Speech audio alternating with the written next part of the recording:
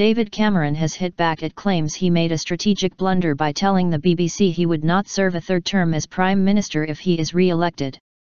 The Tory leader said he had given a straight answer to a straight question and most people would think that was a sensible thing to do. Labour said Mr. Cameron was being arrogant and presumptuous.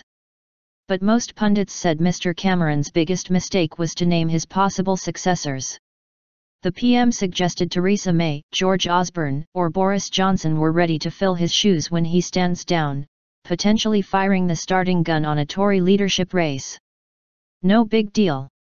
Asked what he was thinking of when he made the comments to the BBC's James Landale, Mr. Cameron said, "What I did in my kitchen was give a very straight answer to a very straight question. And I think people will understand that a full second term, a full 5 years, is a very reasonable, sensible thing to say." He said he was taking absolutely nothing for granted when it came to May's general election and his entire focus is on the next 44 days and the general election that will decide which team runs the country for the next 5 years. Speaking at an Age UK event in Birmingham at which he faced heckles about the NHS from some of the audience, he said ruling out a third term would prevent endless political process 5 years hence if he returns to power in May. Former Conservative Cabinet Minister Michael Portillo described Mr. Cameron's announcement as bizarre. He told BBC Radio 5 Live, "When you play chess you have to consider the next 2 moves, and I don't think he did. There is no point setting off on this wild goose chase in the middle of an election campaign." 2 of the possible contenders named by Mr. Cameron to replace him have given their reaction to his comments.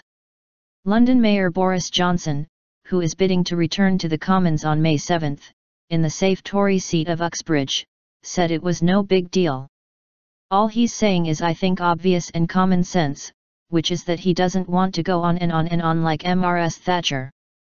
But he's got 5 more years to complete the work of getting Britain's economic recovery on track, and there's still a lot to do, and he needs to make sure he's there to do it." Chancellor George Osborne said, "I think it's really refreshing we have a Prime Minister who gives a direct answer to a direct question." Home Secretary Theresa May has yet to comment. Shredded wheat. Deputy Prime Minister Nick Clegg joked that he would happily settle for 2 terms as Prime Minister as he left the coalition government's final cabinet meeting before the election. The original comments from Mr. Cameron came while being interviewed in his kitchen by the BBC's deputy political editor James Landale, as part of series of profiles of party leaders. He said, "I've said I'll stand for a full second term. But I think after that it will be time for new leadership. Terms are like shredded wheat, 2 are wonderful but 3 might just be too many."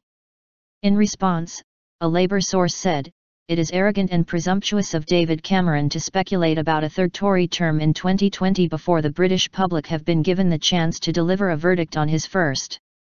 The Tories are taking the British public for granted." The Lib Dems said Mr. Cameron was being incredibly presumptuous.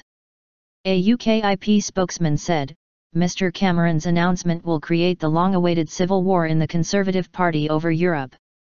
As the issue dominated the political day, Mr. Cameron was given a tough time from an audience of pensioners when asked what he would do about doctors and nurses leaving the NHS and going to work for agencies.